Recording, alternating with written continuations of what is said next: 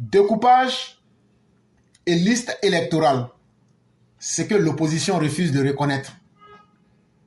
On entend l'opposition. Ah non, dans le bureau de la CEI là, le président Ouattara et le gouvernement ont 2 personnes, nous on a 0 personne. C'est comme ça là, c'est déjà biaisé. On va les tourner ici, on va revenir ici. Tout ce que vous entendez là, je pense qu'il y avait un certain Laurent Gbagbo qui avait dit que ce n'est pas la CEI qui fait gagner. Mais bizarrement aujourd'hui, ayant été habité à nouveau par les esprits du mal, c'est la CEI aujourd'hui qui fait gagner. Mais en réalité, ces personnes savent très bien ce qu'elles sont en train de faire. Elles sont dans une distraction pour distraire les Ivoiriens sur de faux sujets. Dans l'art de la guerre, on appelle ça le leurre. On prend quelque chose pour distraire l'ennemi et on prépare véritablement ce qu'on veut. Tout ça, c'est pour se donner du temps d'exister sur le terrain, des arguments pour accepter le fait qu'ils vont faire entrer des mercenaires, des djihadistes pour attaquer et détruire la vie des Ivoiriens. Et comme il ne peut pas venir tomber comme ça à partir du vide sur les Ivoiriens, il faut dire que c'est la CEI qui est le problème. Il faut créer un problème à partir de rien.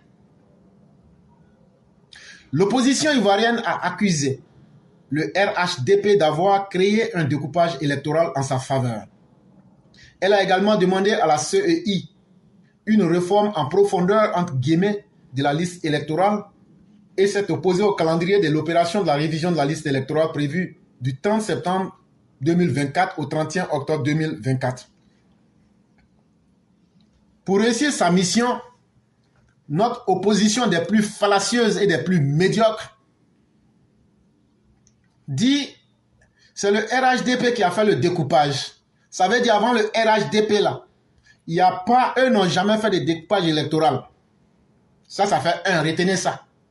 De 2, la CEI qui est là, la commission électorale indépendante là, il faut qu'on la réforme. Et je vous ai déjà dit, pour eux là, quand on dit de réformer la CEI là, Simone Gbagbo elle va aller prendre la place de Coulibaly Kubert.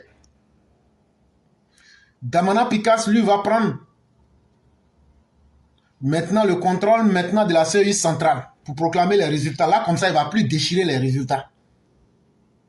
Troisièmement, Tidiane Thiam et sa bande là vont surveiller chaque bureau de vote. Maintenant, là, on va prendre Blé Goudou pour compter les voix. Là, quand ça sera comme ça, là, c'est ce que le monsieur a appelé entre Ivoiriens. Ce qu'il dit, ça peut faire rire les gens et ça paraît même absurde. Mais c'est ça leur véritable pensée. Et quand c'est comme ça maintenant, eux seront contents. Là, ils vont tricher pour gagner. Parce que si on va à des élections correctes, ils ne peuvent pas gagner.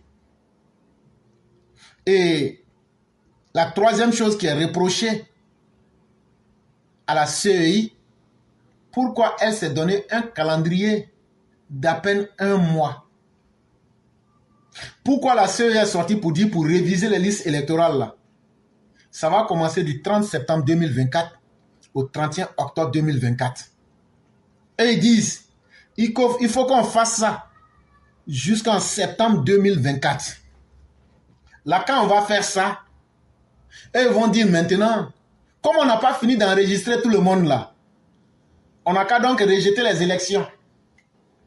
Quand maintenant les gens du RHDP vont dire, on a compris, ils vont maintenant dire, comme c'est comme ça là, on n'a qu'à maintenant choisir un président d'unité nationale. Et donc on n'a qu'à ouvrir un dialogue, on va décider qui va être le nouveau président de la transition. Aïe, ce que vous n'avez pas pu faire avec les djihadistes du Burkina, ce que vous n'avez pas pu faire avec vos propres muscles, vous pensez que ça va vos cerveaux pourris, vos cerveaux en conserve là, que vous allez pouvoir avoir ça facilement? Donc, vous avez essayé les armes, la violence, tout, ça n'a pas marché. C'est nous, vous allez blaguer comme des animaux de compagnie. Ah non, comme maintenant là, la date des élections est proche et que maintenant on ne peut pas organiser une élection en un mois. Donc c'est qu'on va faire maintenant là. Il faut rejeter. Quand on va rejeter maintenant, bon, Alassane Ouattara, toi-même là, tu n'es plus président parce que ton mandat est fini. Voilà la date qui est là. Donc qu'est-ce qu'on va faire maintenant? On n'a qu'à s'asseoir, on va ouvrir un dialogue. Quand on va ouvrir le dialogue là maintenant là, bon, nous on ne reconnaît même pas Alassane Ouattara comme président. Non, on ne te reconnaît pas comme président. Là maintenant, lui aussi il va dire, hé les gars, pardonnez, faites à cause de Dieu, je vous demande pardon. Il ne fait pas ça, pardonnez. Ils vont dire, bon, maintenant, comme c'est comme ça là, il faut nous donner le contrôle de la CEI. Le même organisme que je viens de vous donner là, où Simone Eve Babo est président de la CEI là, ils vont dire, bon, si on te laisse au pouvoir là, c'est qu'on peut faire pour toi là, il faut nous laisser, nous on va contrôler la CEI. Alassane aussi va dire, j'ai compris. Ce que l'opposition, je vous ai donné 3 éléments. Et tout est faux. Et je vais bien définir. Et donc ceux qui veulent suivre, suivez très bien. L'opposition en 2024 vient nous dire que le RHDP a fait les découpages là. Au lieu de faire ça pour arranger tout le monde, le RHDP a fait ça pour s'arranger lui-même. Ça, c'est la première accusation. Deuxième accusation, il faut qu'on enlève les Koulibaly Kubier, tous ceux qui sont là-bas, là, pour mettre les gens de l'opposition. C'est ce qu'ils appellent une réforme en profondeur. Et troisième péché qu'ils reprochent à la CEI, pourquoi la CEI donne une date alors que eux, opposants, avaient un plan en tête de ne pas aller aux élections et de trouver un argument pour créer le désordre dans le pays. Voilà les 3 choses qui sont reprochées au RHDP. Mais on va les prendre une à une et vous démontrer que ce sont des arguments fallacieux. Ce que l'opposition refuse de reconnaître sur la question du découpage électoral est, depuis son accession en 2011 à la magistrature suprême, le président de la République, Alassane Ouattara, n'a créé que 4 nouvelles communes. Ce sont les communes d'Atié-Guakro, de Gbeleban, d'Assini Mafia et de Ndoussi. La nouvelle carte électorale repose uniquement sur le ratio entre le nombre d'habitants et la superficie, comme ce fut le cas sous le régime de Laurent Gbagbo en 2001.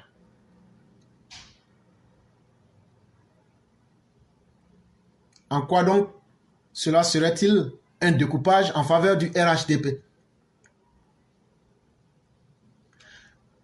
Leur premier argument que le RHDP a découpé, ils ont créé plusieurs communes tout pour s'arranger eux-mêmes là. Depuis que le président Ouattara est au pouvoir, il n'a créé que 11 communes. Il n'a créé que 4 communes. Et les voici, tapez sur Google. Les nouvelles communes créées depuis 2011. Ne croyez pas en ce que je vous dis. Tapez les nouvelles communes créées depuis 2011. Puisque c'est en 2011 le président Ouattara a pris le pouvoir. Vous ne trouverez que 4. La commune d'Atié-Guakro, la commune de Gbeleban, la commune d'Assini Mafia et celle de Ndoussi. Et en plus, ce qui a permis de créer cette nouvelle commune, c'est le nombre d'habitants par rapport à la superficie. Si dans un village hier, c'est un exemple que je prends, il y avait 200 personnes en 2000 et que 24 ans après, il y a aujourd'hui 10 000 personnes, on peut prendre en fonction du nombre des habitants, on peut faire le ratio par rapport à la superficie, ça veut dire l'espace dans lequel ces personnes se trouvent et en faire une commune. Parce que c'est comme ça que Laurent Gbagbo a fait en 2001. Et donc, en quoi est-ce que le RHDP aurait fait un découpage qui puisse changer profondément le paysage politique ivoirien? Ce n'est donc qu'un mensonge.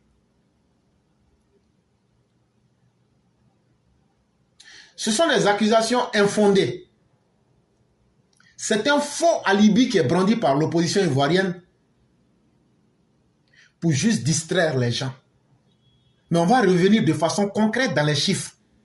Là, quand c'est comme ça, les uns et les autres vont bien comprendre. Le 2 juillet 1995, Henri Konan Bédié a créé 20 nouveaux sièges, faisant passer le nombre de députés de 155 à 175. Ça veut dire quoi? Il a créé 20 nouvelles circonscriptions où on doit élire des députés. Là où on élit un député, forcément, on va élire un maire. Et ça, Bédié a fait ça. Le 2 juillet 1995, par un décret, il a créé 20 nouveaux sièges. Avant lui, le nombre de députés, c'était 155. Mais quand il va venir, là, il va créer 20 nouveaux sièges pour faire passer le nombre de députés à 175.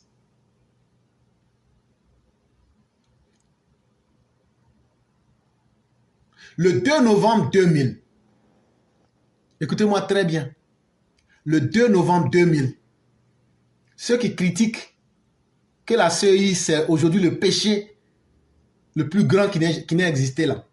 Laurent Gbagbo et sa bande, le 2 novembre 2000, votre Laurent Gbagbo Seplou, il a créé 50 nouveaux sièges de députés. Et ce qui est encore plus aberrant, c'est que Laurent Gbagbo a forcé la main pour créer 25 nouveaux sièges de députés seulement dans l'ouest de la Côte d'Ivoire et 13 dans le district d'Abidjan. Tout ça pour se donner une chance de rester au pouvoir illégalement. Je vous dis bien, 50 nouveaux sièges. Quand on parle de siège d'un député, là, ça veut dire là où on vote un député, là, on va voter forcément un maire. Bédié, lui, il a fait 20. Laurent Gbagbo, lui, il a fait 50 nouveaux. Il est venu ajouter 50 dessus. Pourquoi Laurent Gbagbo avait fait cela? C'était pour s'assurer une majorité de députés à l'Assemblée nationale.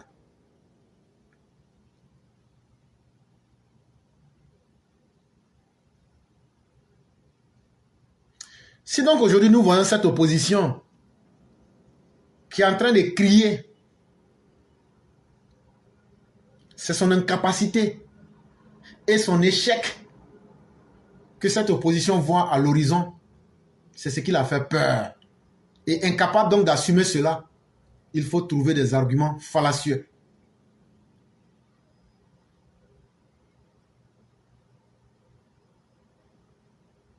À quelques mois des élections, cette opposition veut tromper les Ivoiriens comme si les Ivoiriens étaient de gros enfants pour nous mettre dans le vent.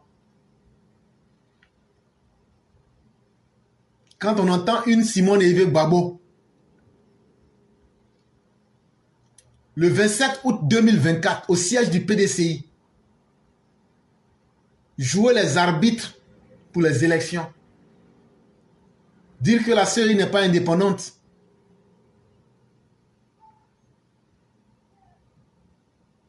chers Ivoiriens, ne laissez pas ces gens s'abuser de votre bonne foi.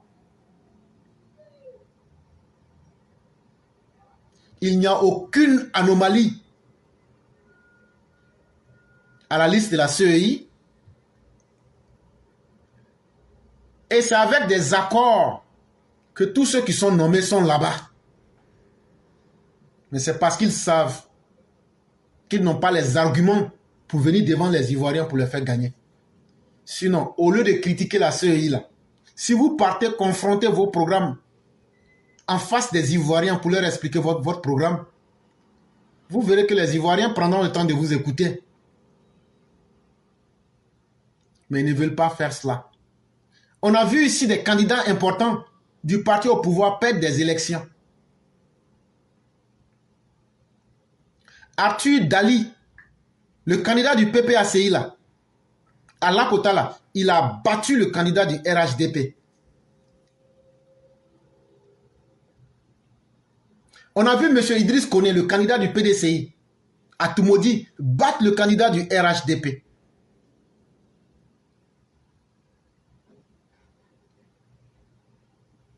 Et je dis, si cette liste-là n'est pas fiable, la meilleure démonstration, c'est de dire à vos députés de quitter l'Assemblée nationale, de dire à vos maires de rendre le tablier. Et comme ça, on va dire vraiment la liste n'est pas bonne. Mais tant que vous avez les députés, tant que vous avez des maires, et tant que vous profitez des bonnes grâces des élections de 2023, parce que le 2 septembre 2023, il y a eu en Côte d'Ivoire des élections municipales et régionales. Dites à tous ceux de vos représentants qui ont été élus en tant que maires et députés de démissionner pour qu'on vous prenne au sérieux. Et ces personnes ont été élues sur la base de la même liste électorale. Et chaque fois, vous nous sortez cela comme un chiffon rouge. Mais ça devient finalement hilarant. C'est une posture malsaine. Et il faut arrêter cela. Si vous n'avez pas de programme de campagne, si vous n'avez pas de bilan, et si vous n'avez pas d'argument en face des Ivoiriens, vous n'aurez qu'à vous en prendre à vous-même.